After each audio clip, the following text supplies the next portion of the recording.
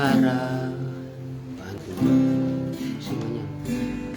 Saya hanya kepadamu, Yesus, Kaulah perlindunganku, Engkau yang selalu kupuji. Mulutku penuh dengan pujian kepadamu, ya Yesus Tuhan. Sepanjang hari ku beri penghormatan kepadamu, ya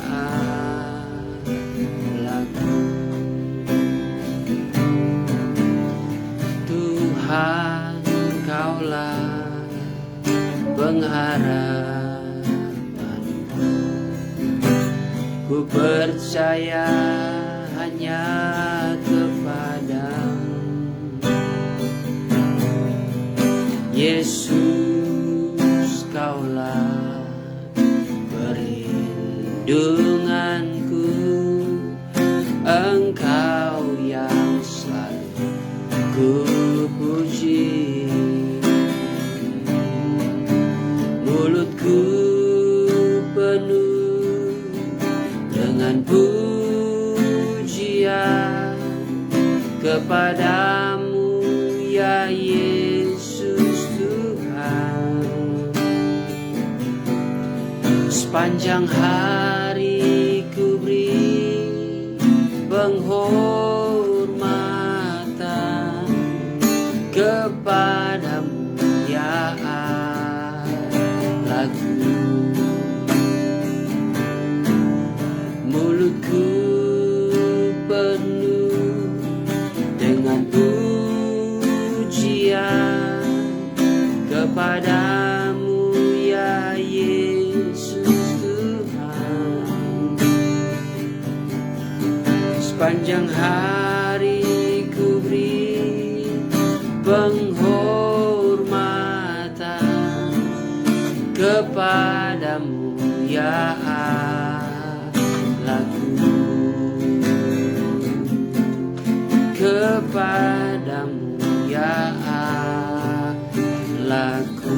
Terima kasih Tuhan, pada kesempatan malam hari ini kami masih boleh diberikan kekuatan, semangat yang selalu baru di dalam kami melayani pekerjaan-Mu.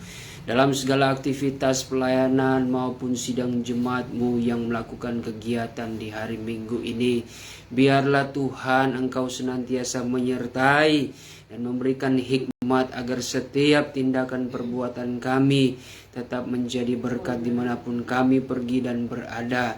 Dan lebih-lebih Tuhan, pada kesempatan malam hari ini kami boleh mengadakan Tuhan ibadah yang kedua lewat Gesbal Tuhan Goshen yang ada. Kiranya Engkau tetap mengurapi, memberkati kehidupan kami di tempat ini maupun jiwa-jiwa yang turut mendengar, menyaksikan akan ibadah, bahkan firman-Mu Tuhan. Terlebih-lebih bagaimana turut menyembah di dalam roh dan kebenaran. Kami percaya segala sesuatu yang kami kerjakan di dalam melayani pekerjaan-Mu tidak ada yang menjadi sia-sia Tuhan. Semuanya di dalam perhitungan Engkau Tuhan.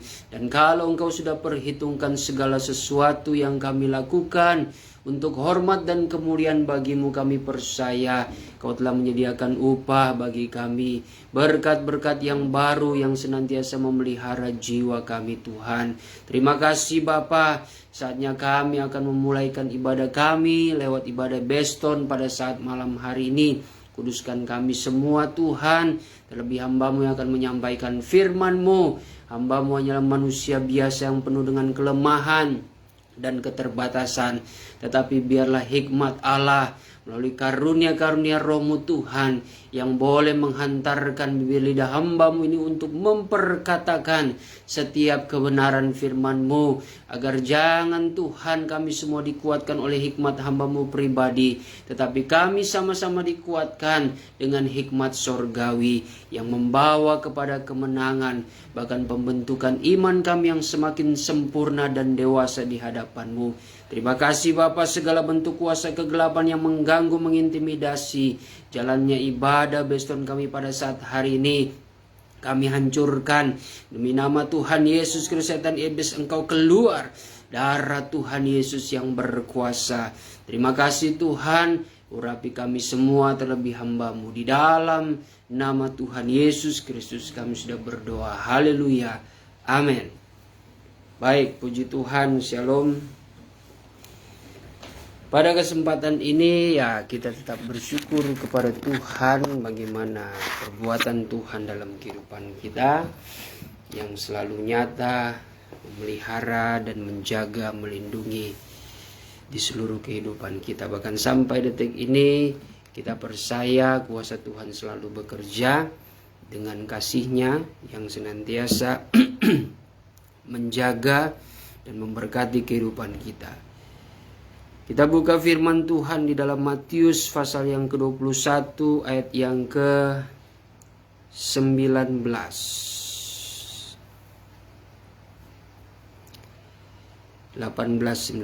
ya. Matius 21 ayat yang ke-18-19 mengatakan demikian. Pada pagi-pagi hari dalam perjalanannya kembali ke kota, Yesus merasa lapar. Dekat jalan ia melihat pohon ara lalu pergi ke situ. Tetapi ia tidak mendapat apa-apa pada pohon itu selain daun-daun saja. Katanya kepada pohon itu, engkau tidak akan berbuah lagi selama-lamanya. Dan seketika itu juga keringlah pohon ara itu. Puji Tuhan. Saudara, ini merupakan suatu peristiwa bagaimana Tuhan Yesus ketika berjalan ya, dalam perjalanannya kembali ke kota, di mana dia melihat ya ada suatu pohon ara yang dia perhatikan nampaknya tidak mengeluarkan buah ya.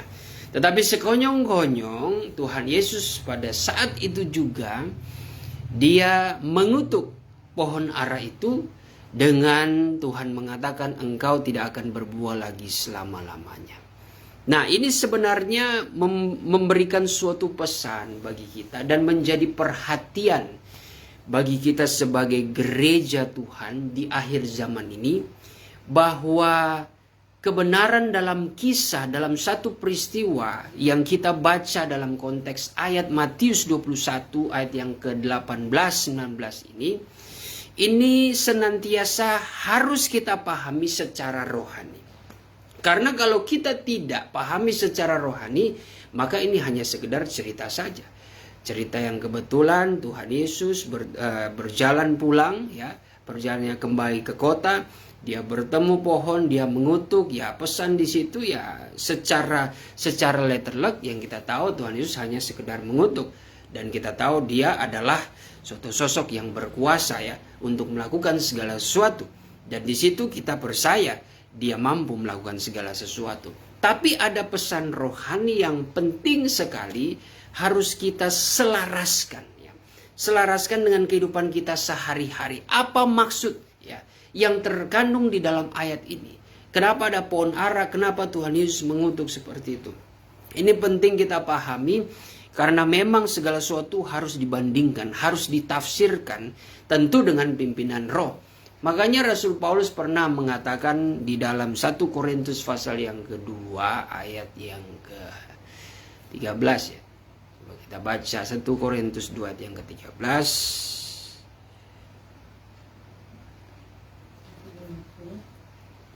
1 Korintus 2 ayat 13. Maka firman baru.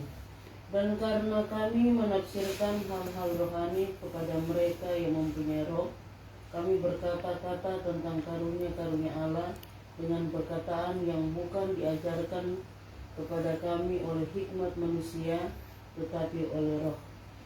Iya.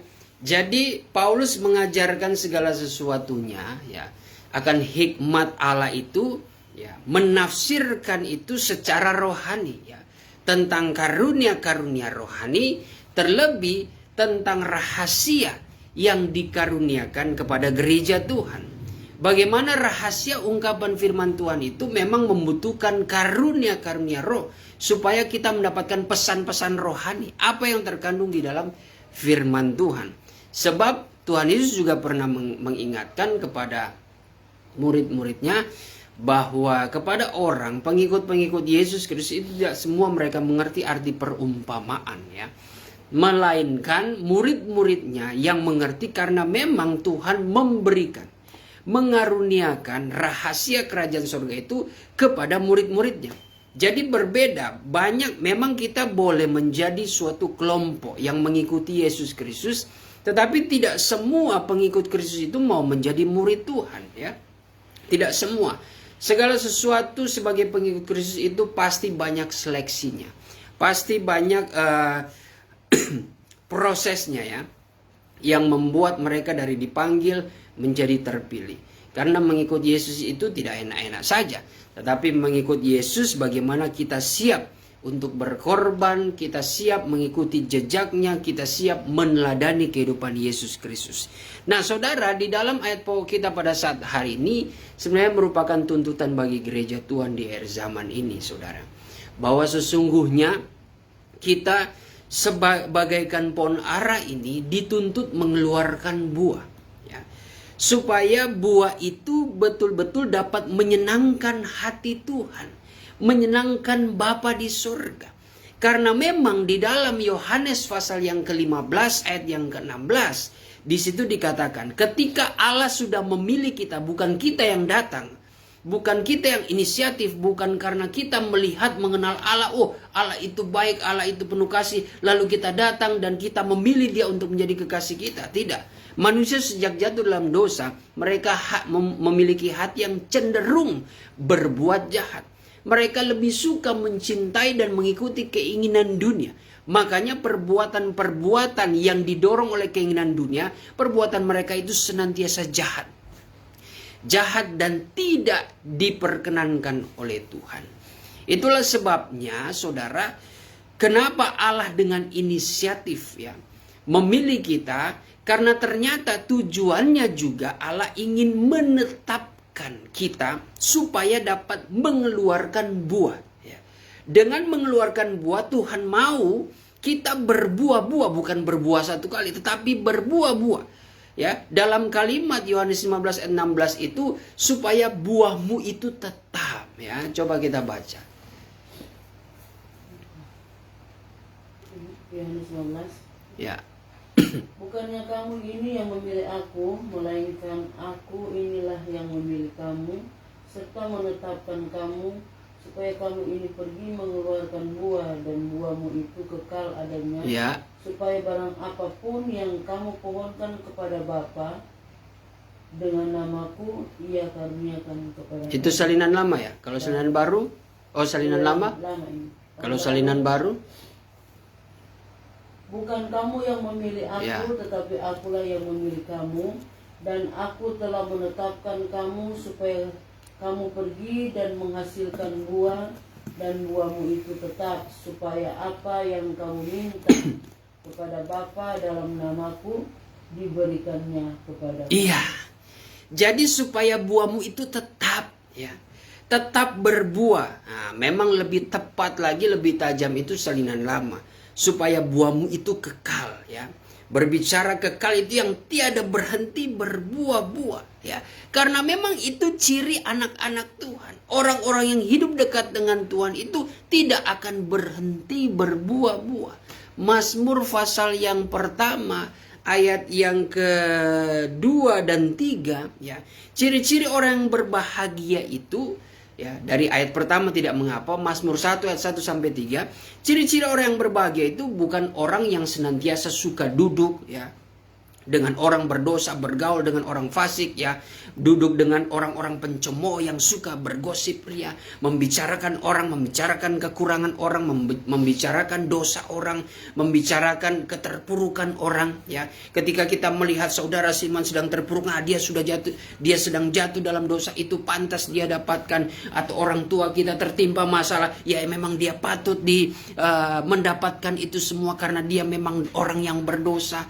Atau mungkin sahabat iman kita, teman penata layan, atau jemaat, atau hamba Tuhan tertentu. Kalau terjadi mereka mungkin lagi mengalami hal-hal yang datang musibah dalam kehidupan mereka, lalu serta-merta kita menghakimi, ya itu akibat dia begini. Ya tidak perlulah kita seperti itu. Itu tanda kita adalah orang-orang yang terbiasa berhimpun dengan orang berdosa, orang fasik, dan orang pencemooh. Bukan itu kebahagiaan kita sebagai orang benar. Kalau orang dunia memang kebahagiaannya seperti itu. Dalam perkumpulan pergaulan mereka, kalau tidak menggosipkan, kalau tidak berbicara yang seru-seru dengan yang di dalamnya udah membicarakan orang, ya, sudah membicarakan tetangga, sudah membicarakan saudara seiman sendiri, membicarakan orang tuanya sendiri, menjelek-jelekan teman seiman, ya, itu menjadi kesenangan dia. Mereka merasa berbahagia seperti itu. Tapi anak Tuhan tidak. Justru yang dikatakan berbahagia, mereka yang merenungkan firman Tuhan. Kalau hidup kita sibuk merenungkan firman Tuhan siang dan malam, oh Tuhan pasti sibuk. Senantiasa menjadi perhatian hidup kita. Kalau kita selalu mengisi hari-hari kita dengan merenungkan merenungkan firman Tuhan siang dan malam, saya yakin dan percaya, pikiran kita selalu positif, ya. Kita senantiasa memiliki hikmat yang berubah menjadi ide. Ya, ide yang cemerlang dalam kita bekerja, dalam kita berusaha, dalam kita melayani pekerjaan Tuhan. Bahkan dalam kita membangun hubungan, relasi dengan orang tua, dengan anak kita, dengan suami, dengan istri, dengan teman-teman, dengan teman sepelayanan. Karena kita selalu merenungkan siang dan malam. Tidak ada waktu untuk kita berpikir negatif, untuk membicarakan orang. Coba kita baca Mazmur 1 ayat yang pertama sampai kedua. Berbahagialah orang yang tidak berjalan menurut nasihat orang fasik, yang tidak berdiri di jalan orang berdosa, Ya. dan yang tidak duduk dalam kumpulan pencemooh. Ya. Tetapi yang kesukaannya ialah Taurat Tuhan, dan yang merenungkan Taurat itu siang dan malam. Iya, yang kesukaannya akan firman Tuhan. Kalau kita sudah membiasakan melatih diri kita untuk suka akan firman Tuhan, Taurat Tuhan, dan merenungkan siang dan malam, oh luar biasa. Kehidupan kita betul-betul mengeluarkan buah yang kekal. Bukan saja tidak berhenti berbuah-buah, tetapi buahnya itu membawa kehidupan seseorang itu masuk kepada kepercayaan kepada Yesus Kristus, yang di dalam kepercayaannya itu akan mendapatkan kehidupan yang kekal. Itu jauh lebih berharga. Makanya panggilan Tuhan kepada diri kita itu sebenarnya sangat berharga dan mulia, ya. Kalau kita terkadang di dalam dunia ini, dunia yang nyata ini, kita dipanggil saja oleh bos kita, oleh atasan kita menjadi kepercayaan, ya. Supaya atasan kita memilih kita, memberikan kepercayaan supaya engkau ada hasilnya, ya, ada buahnya dalam pekerjaanmu, ya. Atasan kita mempercayainya dan kita harus bisa memiliki hasil itu, ya. Bagaimana pekerjaan kita, bagaimana usaha kita, bagaimana perlakuan tindakan-tindakan kita itu membawa nama baik atasan kita. Itu saja sudah menjadi kebanggaan dalam hidup kita. Seharusnya kita berpikir hal yang sama. Sebagaimana kita melakukan itu kepada Tuhan, ya. Tuhan juga menuntut kalau kita yang sudah mengenal kebenaran saudara adalah orang-orang yang dipilih Tuhan, dipersiapkan Tuhan untuk menjadi berkat. Maka hiduplah senantiasa dekat dengan atasan kita, dengan big boss kita yang sebenarnya, yang memegang dan mengendalikan dan mengetahui dan bertanggung jawab atas hidup kita. Jangan kita justru memiliki hati yang bersabar, ya. Memang mamon itu sangat berbahaya, tetapi ada yang diajarkan Tuhan, mamon itu dimanfaatkan namun untuk memuliakan Tuhan. Nah, itu yang betul begitu. Jangan kita bertuhankan dua, ya. Jangan kita punya Tuhan dua, satu kita percaya kepada Tuhan, tapi kita juga percaya kepada mamon, ya. Nggak bisa dua Tuhan, dan Tuhan juga tidak suka. Kalau mau kita bertuhankan satu kepada Allah, sekalipun kita memerlukan mamon, ya seperti kami hamba Tuhan membutuhkan duit.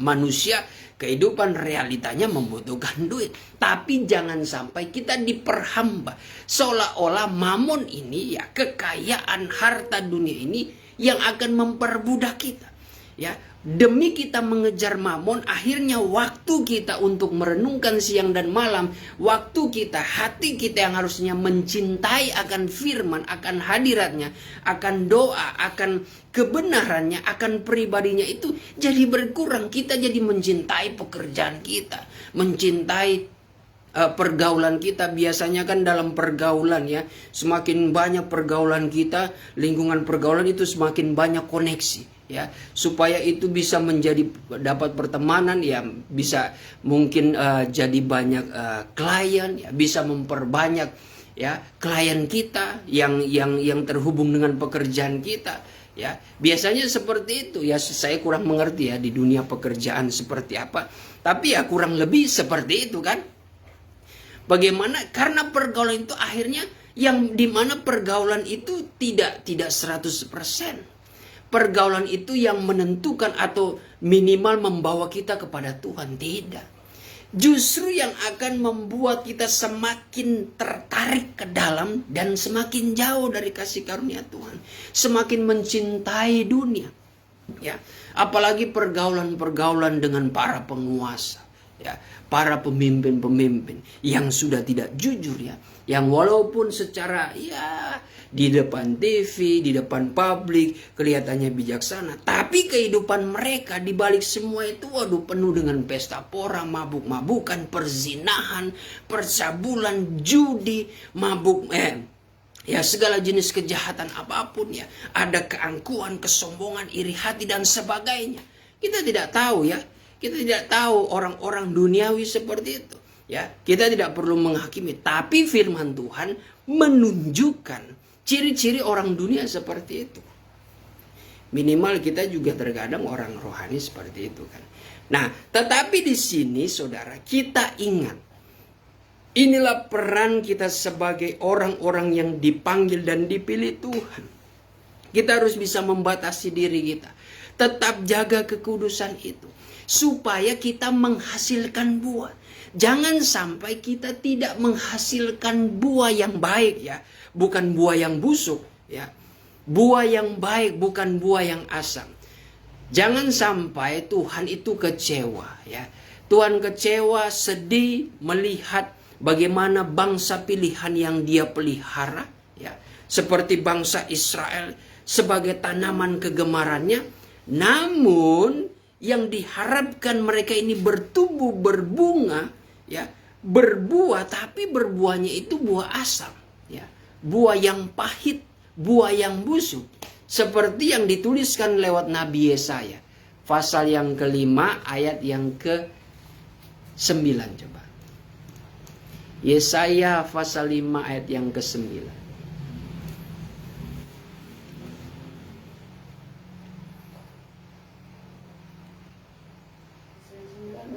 Yesaya 5.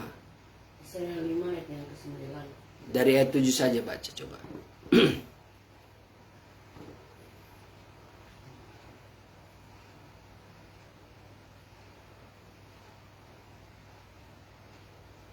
Yesaya 5 ayat yang ke-7.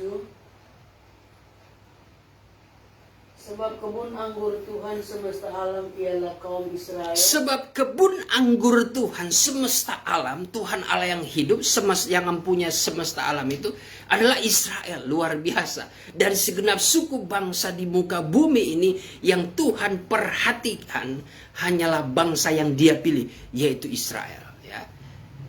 Dan Terus orang Yehuda ialah tanaman,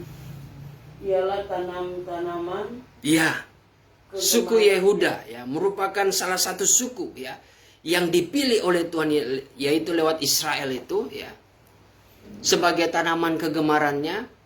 Dinantinya keadilan, tetapi hanya ada kelaliman.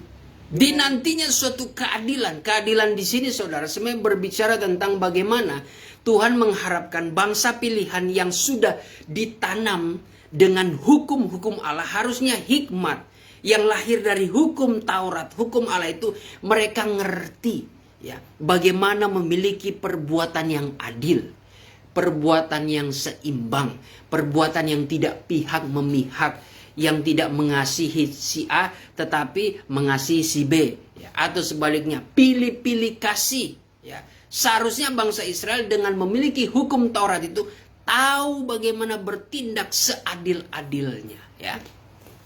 Tetapi yang Tuhan terima justru kelaliman, ada kecurangan. Tuhan tidak suka itu kecurangan, ya. Tuhan pernah berkata lewat hikmat Salomo, Tuhan tidak menyukai neraca yang tidak seimbang. Neraca yang curang Tuhan tidak suka, ya. Ini menjadi peringatan bagi kita juga, ya. Menjadi perhatian bagi kita sebagai orang percaya, jangan berbuat curang, ya. Ketika ada suatu kecurangan, di situ pasti ada penindasan. Ketika ada suatu kecurangan, di situ ada kemunafikan, ya. Ketika ada suatu kecurangan, pasti di situ ada pengkhianatan. Waduh, jangan sampai kita terbiasa hidup di dalam kecurangan. Tuhan tidak suka kecurangan. Dalam segala usahamu, dalam segala bisnismu, dalam segala pekerjaanmu, apalagi engkau sebagai hamba Tuhan, jangan berbuat curang. Baik soal materi, persembahan, perpuluhan, dalam pelayanan, ya, jadwal-jadwal pelayanan, jangan engkau berbuat curang. Apalagi yang engkau curangkan itu seperti yang dilakukan anak-anak Nabi Eli. Nabi Eli apa Nabi Samuel? Nabi Eli, ya. Mereka berbuat hal-hal yang tidak berkenan dalam korban persembahan. Waduh, itu kalau seperti di zaman para rasul itu, seperti Ananias dan Safira itu berbuat curang, ya. Ini juga pesan kepada jemaat umat Tuhan yang percaya, yang diberkati Tuhan. Kalau sudah mulai berbuat curang dalam hal memberikan persembahan, ya mohon maaf, ya, saya ini lurus-lurus saja, tidak ada pikiran spontanitas. Ada yang mulai berbuat curang, ya. Di dalam nazarmu engkau pernah berkata ketika di masa-masa persoalanmu, di masa-masa keterpurukanmu, engkau berseru kepada Tuhan dan engkau sudah berucap janji ini, janji itu dan sebagainya. Tapi ketika Tuhan memulihkan keadaan engkau, ketika Tuhan memberkati engkau dan engkau lupa dengan janji itu, ya, hati-hati. Itu bisa menjadi Tuhan akan merusakkan pekerjaan. Sesuatu yang engkau sudah bangun, Tuhan sudah berkati, tapi engkau tidak ada ucapan syukur. Engkau tidak ada ingatan, ya, untuk membayar nazarmu, ya.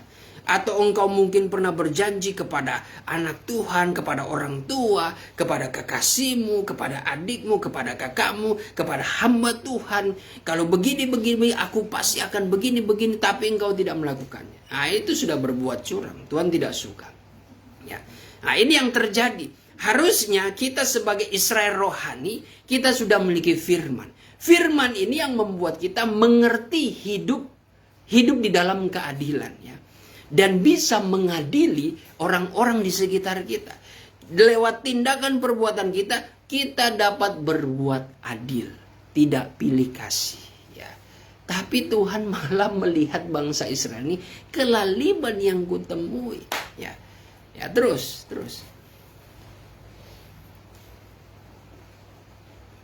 Dinantinya kebenaran, tetapi hanya ada keonaran. Dinantinya kebenaran, ya. Hukum firman Tuhan yang Tuhan sudah pelihara, Tuhan taruh dalam kehidupan kita sebagai orang-orang Israel rohani, tetapi yang ada apa? Keonaran. Kalau dalam salinan lain? Salinan lama.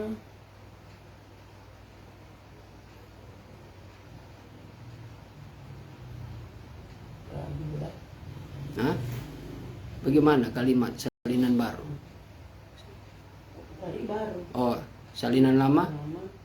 bahwa sesungguhnya kebun anggur Tuhan serta sekalian alam itulah orang isi rumah Israel, dan segala orang Yahudi itulah suatu tanaman yang disukainya, maka ia sudah bernanti-nanti akan barang yang benar, tapi sungguhnya busuk belaka, dan akan kebenaran, tetapi sesungguhnya ada gaduh belaka. Nah, ada gaduh, ada keonaran, saudara. Ya, sama saja.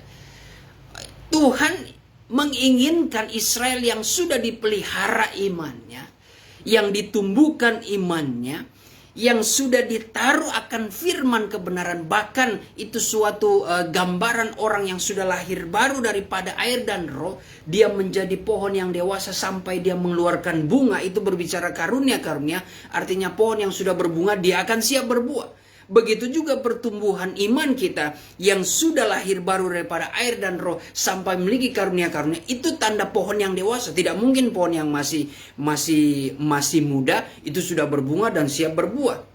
Tidak, tapi dia sudah dewasa. Kalau sudah berkarunia-karunia, ya itu tandanya kita siap untuk mengeluarkan buah. Ya memang ciri pohon yang besar, ya pohon yang dewasa itu adalah mengeluarkan buah yang matang. Hidup kita secara rohani juga seperti itu. Kalau sudah ada karunia, harusnya karunia roh itu kan membawa kepada buah-buah roh, ya. Buah-buah hasil yang sesuai dengan Roh Kudus, yang Roh Kudus ajarkan. Tentu yang Roh Kudus ajarkan itu mengeluarkan buah seperti kasih, hidup dalam sukacita, hidup dalam damai sejahtera, hidup dalam kesabaran, hidup dalam kebaikan, hidup dalam kesetiaan, hidup dalam kelemah lembutan, hidup dalam apa lagi? Kesetiaan, kasih, sukacita, damai sejahtera, kesabaran, kebaikan, kesetiaan, kelemah lembutan, dan penguasaan diri. Hidup dalam penguasaan diri. Itu adalah suatu perbuatan-perbuatan ajaib yang didorong oleh Roh Kudus. Kalau kita yang sudah penuh roh, sudah berkarunia, ya karunia, 9 karunia berdasarkan 1 Korintus 12 ayat yang ke-8 sampai ayat yang ke-9 ya. 1 Korintus 12 ayat 8 sampai 9. Ayat 8 sampai 11 ya, ada karunia hikmat, ada karunia marifat, ada karunia membedakan segala roh, ada karunia iman, ada karunia kesembuhan, ada karunia mujizat, ada karunia nubuatan, ada karunia lidah, ada karunia mengartikan makna lidah. Ya. Kalau kita sudah memiliki karunia-karunia itu, harusnya buah-buah tindakan kita itu selaras. Sebab itu merupakan roh dari surga. Pasti buahnya itu membawa kebaikan yang murni. Tapi kalau tidak, berarti ada sesuatu yang belum sempurna dalam kehidupan kita. Ada sesuatu yang membuat kita ini masih melawan. Ada pemberontakan, masih mengikuti perbuatan-perbuatan daging. Ingat, perbuatan daging itu membawa kita kepada mati. Ya, sebelum kita lanjutkan, coba kita menyeberang ke perjanjian baru di dalam Roma 8 ayat yang ke-13. Roma 8 ayat 13. Roma 8 ayat yang ke-13. Sebab jika kamu hidup menurut daging, kamu akan mati. Kalau kamu hidup menurut daging, kamu akan mati. Artinya, itu berbicara di dalam kekekalan. Kalau engkau tetap berbuat dalam perbuatan daging, ya seperti tadi pagi saya sampaikan bahwa ada suatu keinginan dalam manusia. Kalau keinginan itu diikuti terus menerus akan melahirkan dosa. Kalau dosa itu dibiarkan sampai dia matang, nah itu akan melahirkan maut.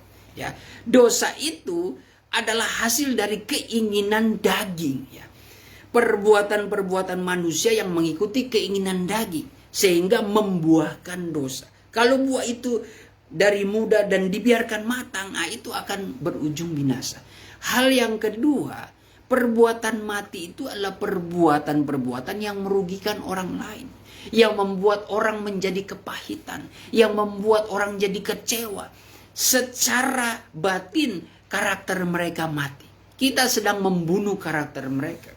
Ya, lewat kehidupan kita yang katanya penuh roh, yang katanya orang Kristen, tapi ucapan kita terkadang menyakiti, membunuh rohani mereka, membunuh karakter mereka, sikap kita yang mungkin terlampau cuek, yang mungkin mungkin membuat kesal dan sebagainya, begitu egois, akhirnya dapat membunuh ya, batinnya mereka, membuat mereka kecewa, membuat mereka sakit hati. Puji Tuhan kalau mereka itulah anak Tuhan yang mengerti akan kebenaran, sehingga mereka tetap menerima dengan penuh sukacita, mereka akan tetap hidup. Tapi sesungguhnya kita yang sudah mengerti, ya jangan kita berpikir, dia anak Tuhan pasti aman lah kalau saya buat kesal kepada dia. Jangan berpikir seperti itu. Tapi bagaimana kita selalu memulai dari diri kita. Karena Tuhan selalu memulai dari pribadinya, sehingga atas nama cinta dan kasih karunia Tuhan, dia melakukan sesuatu dalam hidup kita dan memilih hidup kita. Begitu juga kita harus mempunyai inisiatif yang baik dan murni seperti itu ya. Jadi perbuatan daging itu membawa mati, terus. Tetapi jika oleh roh kamu mematikan perbuatan-perbuatan tubuhmu, kamu akan hidup. Nah, oleh roh ini kita harusnya orang yang merdeka. Karena dengan kita melakukan perbuatan roh, kita menyembelih kedagingan kita. Kita mematikan perbuatan yang merugikan orang banyak dan merugikan diri sendiri. Kalau kita mau dipimpin oleh roh, makanya ayat selanjutnya ayat 14 mengatakan bahwa yang disebut anak-anak Allah adalah mereka yang hidup dipimpin oleh roh Allah. Ya. Tapi kalau tidak mau dipimpin oleh roh Allah, ya percuma hidupmu dalam roh, ya. Tapi perbuatanmu, buahmu itu daging. Ya. Akhirnya ketika kita membiasakan kehidupan kita seperti itu kita mungkin berbuah. Tapi buah yang dikeluarkan seperti kita kembali lagi Yesaya 5 ayat. Tadi ayat berapa? Ayat 8 sudah ya. Tuhan menantikan suatu kebenaran yang ada keonaran. Kecemaran hidup kita. Ya, membuat kerusuhan. Itu karena sudah jauh dari kasih karunia. Tuhan menantikan ada keadilan, roh pengertian, hikmat kita untuk menciptakan keadilan, bukan pertengkaran, perselisihan, tapi terjadi perselisihan. Itu yang dialami gereja segala bangsa ya. Ya, padahal itu orang-orang yang katanya penuh roh, berwibawa ya, memiliki karunia-karunia, tapi menciptakan sesuatu yang tidak ada keadilan, terjadi perpecahan. Walaupun memang firman Tuhan sudah menyuratkan di antara kamu memang harus ada perpecahan. Itu membuktikan supaya akan nampak mana yang bertahan, mana yang murni betul-betul ikut Tuhan ya. Harusnya kabar pengantin ada seperti itu.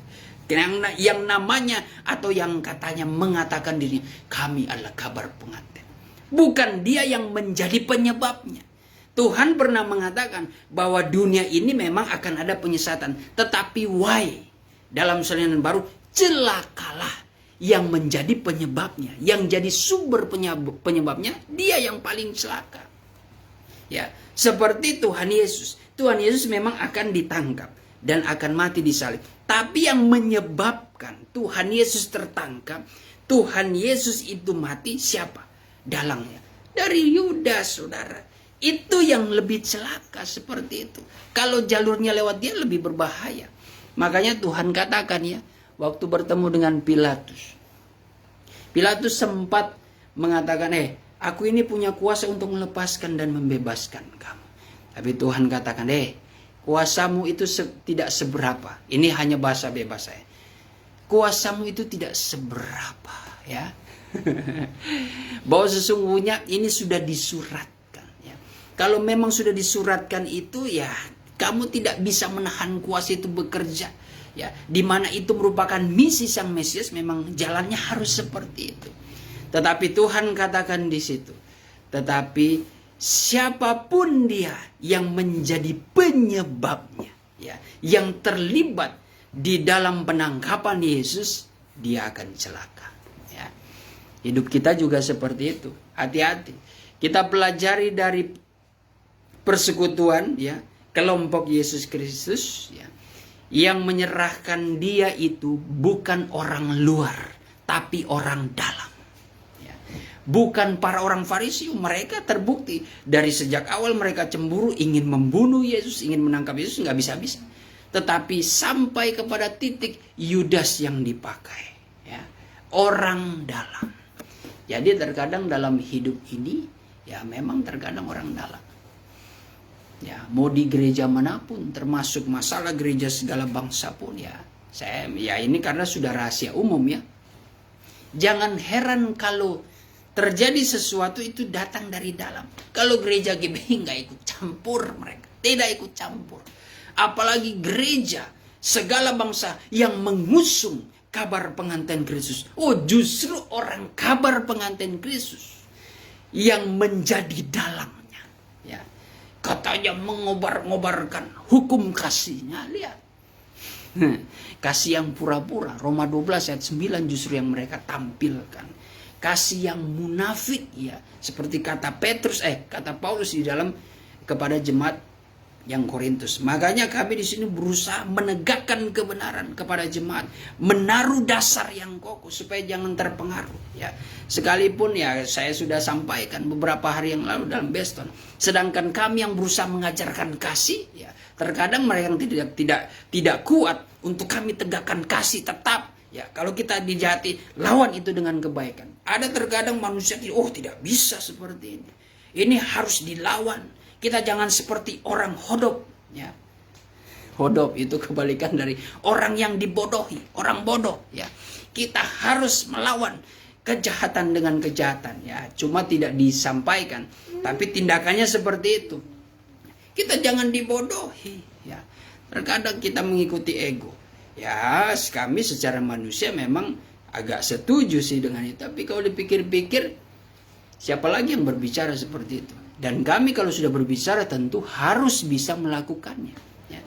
Sekalipun terkadang banyak juga, ya, orang-orang di sekitar kami, aduh jangan seperti itu, jangan biarkan, ya. Kami bukan membiarkan, kami juga bukan orang yang bodoh, ya. Kami bukan orang yang begitu naif dan polos, tapi karena kami tahu kebenaran, kami menahan diri. Ya sudah, biarkan, ambil segala sesuatunya. Karena ada firman Tuhan mengajarkan bagaimana perdamaian itu tercipta ketika engkau berjalan dengan sesamamu menuju kepada pengadilan, ya. Berusaha damai sebagai ayat terakhir saja. Ini kebetulan diarahkan ke situ. Di dalam Matius 5 ayat yang ke, ya,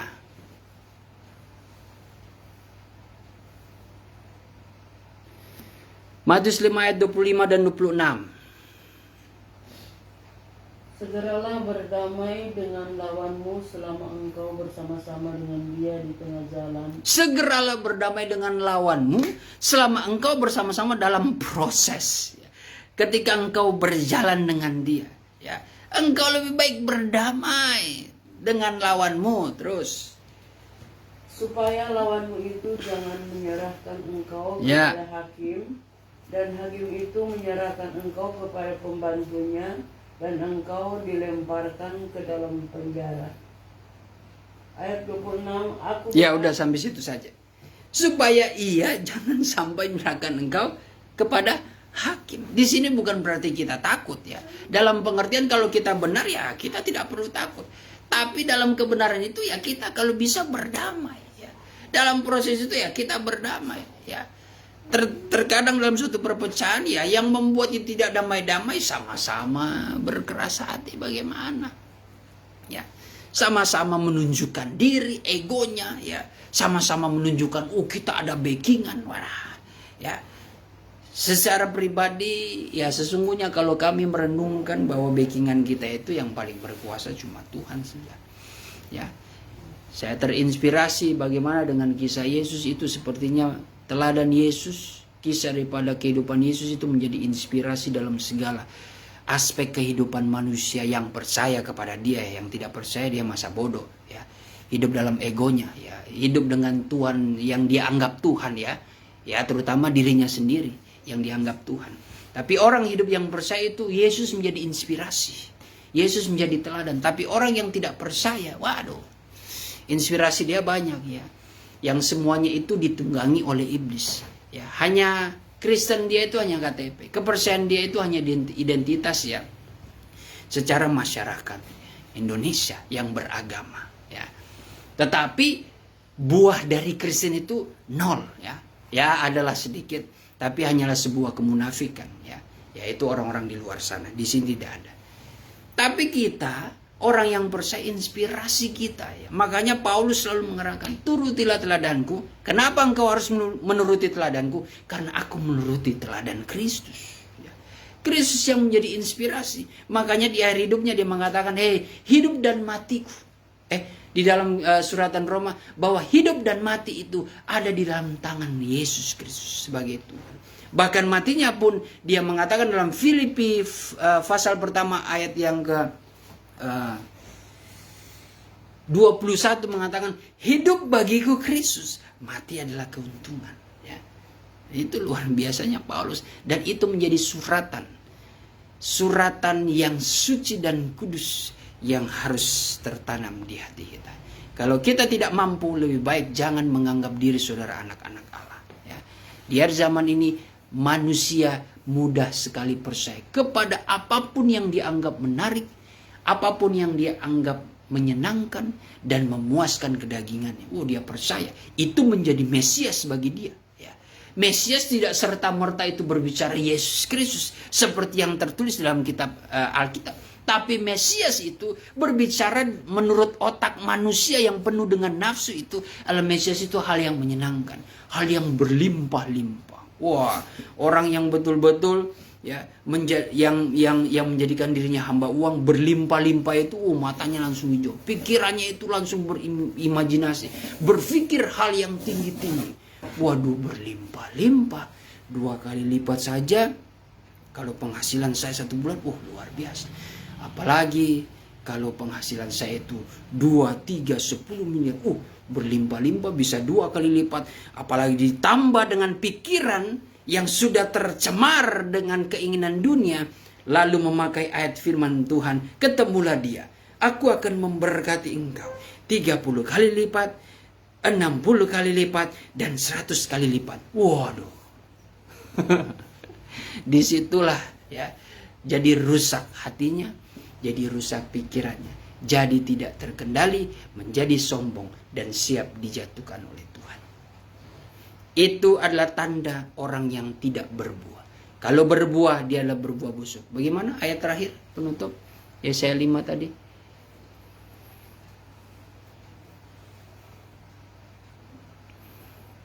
Yesaya 5 ayat yang ke-9 ya sekarang.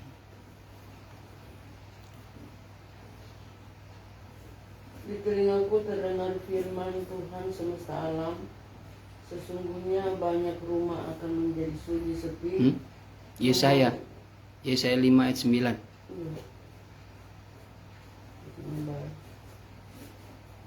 Ayat 7 tadi bagaimana? Ayat 7, 8. 7 dan 8. Ayat 8. Celakalah mereka yang menyerobot rumah demi rumah. Kalau dalam salinan lama, Yesaya 5 ayat yang ke-7.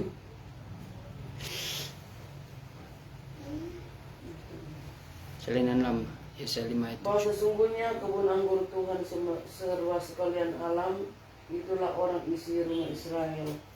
Dan segala orang Yehuda, itulah suatu tanaman yang disukainya. Maka ia sudah bernanti-nanti akan barang yang benar, tetapi sesungguhnya busuk belaka, dan akan kebenaran, tapi sesungguhnya ada gaduh belaka. Iya, jadi buah yang busuk belaka ya, yang justru mereka menghasilkan buah yang tidak sesuai dengan kehendak Tuhan. Tapi dalam ayat pokok kita, ya, pohon ara yang tidak berbuah.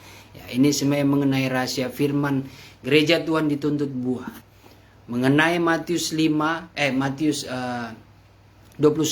ya tadi, itu adalah menunjukkan gereja Tuhan yang tidak mampu mengeluarkan buah Roh Kudus ya. Karena gereja Tuhan dituntut Galatia 5 mengeluarkan buah Roh Kudus, Galatia 5 ayat yang ke-22, 23. Kasih buah roh ialah kasih, sukacita, damai sejahtera, kesabaran ya. Kasih, sukacita, damai sejahtera, sabaran, kemurahan. Saya beringat. Sabaran, kemurahan, kebaikan ya. kesetiaan, kelemah lembutan, dan penguasaan diri. Ya, itu buah-buah.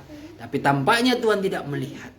Dan akhirnya padahal Tuhan lapar, tapi dia tidak melihat, yang ada menjadi murka Tuhan. Kehidupan gereja Tuhan kalau dia dapat berbuah, waduh luar biasa. Itu ibarat Tuhan yang lapar, ya, disenangkan karena dia bisa memetik buah dan bisa memakan buahnya. Akhirnya Tuhanlah yang disenangkan. Ya, gambarannya seperti itu. Kehidupan gereja Tuhan ketika Tuhan melirik kita adalah pohon iman yang berbuah-buah. Wah, itu sangat mengenyangkan hati Tuhan.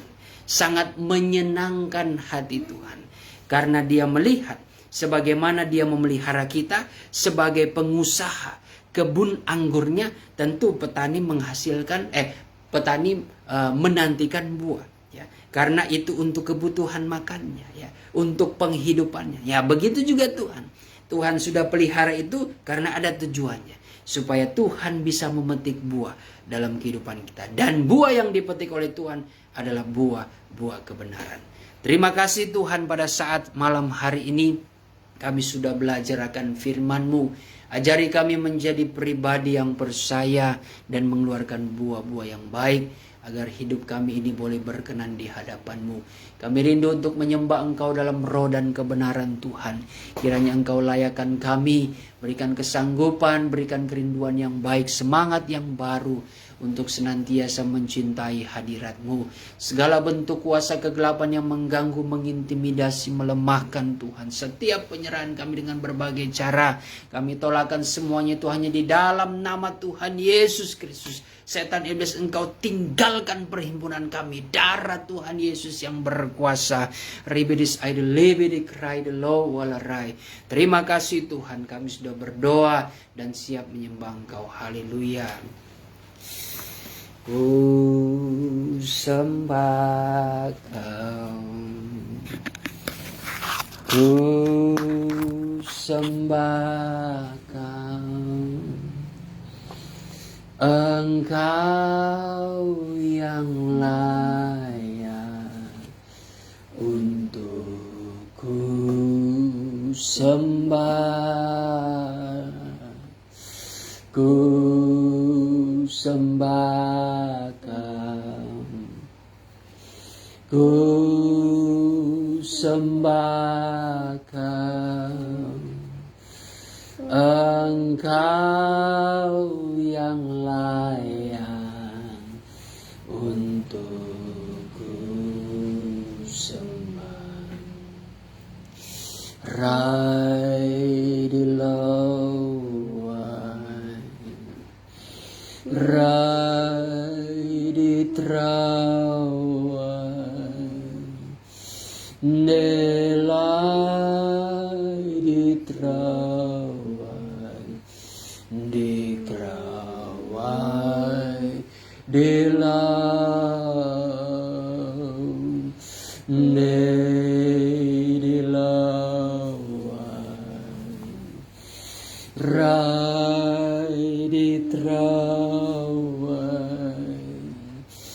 di kerai, di terawai, di terawai, di kerai, di lawi, di lai, di sik andala wala rawai, di lau wala ribi di sai, di li di kerai, di li di bidi terawala, bidi tro, bidi sik andali, bidi kerai, di lau wala rawai, ibi lau wala ribi di adali, di kerana lau wala ribi lau wala rada sikrai, di lau wai, di bidi terada la ribi di sik andala ribi di kerai, di lau wala ribi lau wala wala rawala warada lau wai, sidi di kredis adili di bidi tro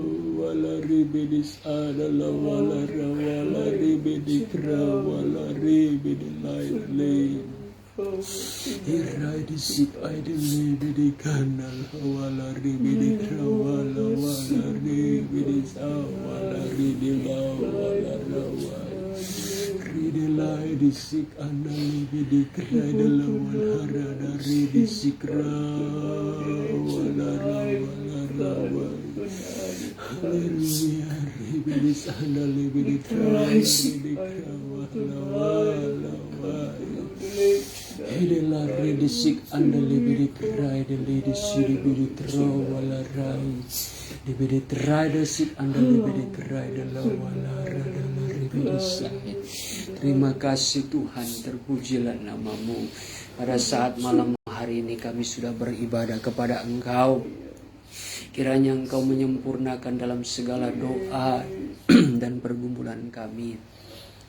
Biarlah setiap kami yang sudah berusaha untuk berbakti kepada Engkau Tuhan, kami boleh menggenapi firman-Mu Tuhan, di mana Engkau menyatakan dan memberikan janji firman-Mu bahwa setiap orang yang beribadah akan diberkati oleh Tuhan. Roti yang menjadi makanan, air yang menjadi minumannya Tuhan akan diberkati berlimpah-limpah. Bahkan Tuhan akan dijauhkan dari segala sakit penyakit ya Bapa. Itu janji firman, kuasa di dalam ibadah yang kami boleh jalani dengan kesungguh-sungguhan hati kami, yang hanyalah untuk mencari Engkau Tuhan dan boleh memuliakan Engkau. Terima kasih Bapa. Diberkatilah pelayanan pada saat hari ini, Ges Bagosen yang ada, sidang jemaat-Mu, simpatisan Tuhan, maupun jiwa-jiwa yang baru. Kami tetap serahkan ke dalam tangan kasih-Mu, pertambahkan kesetiaan, kesungguh-sungguhan mereka untuk senantiasa mengandalkan Tuhan dan selalu mencari hadirat-Mu, agar mereka juga boleh merasakan Tuhan, berkat Tuhan yang selalu menyertai kehidupan kami semua.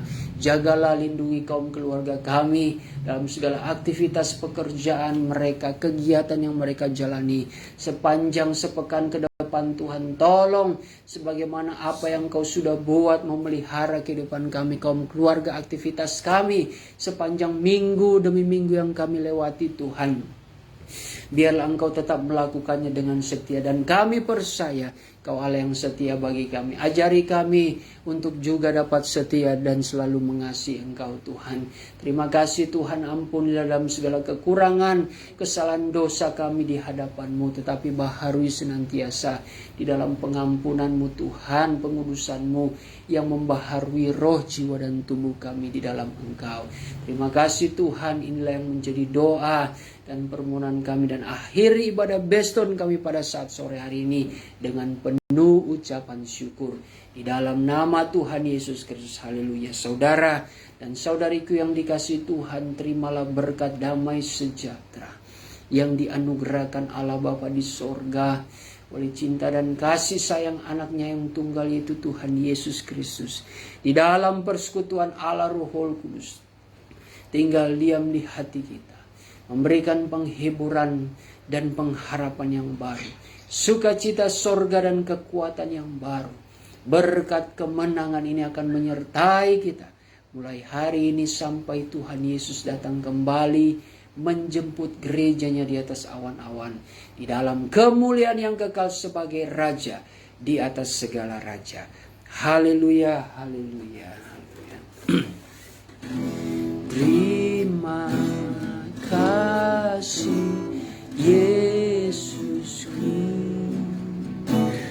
buat anugerah yang Kau beri, sebab hari ini Tuhan adakan syukur bagimu, sebab hari ini, sebab hari ini Tuhan adakan syukur bagimu. Amin. Puji Tuhan. Selamat malam, salam sejahtera bagi kita semua, salam buat keluarga. Selamat beristirahat, Tuhan Yesus memberkati. Shalom, salam sehat.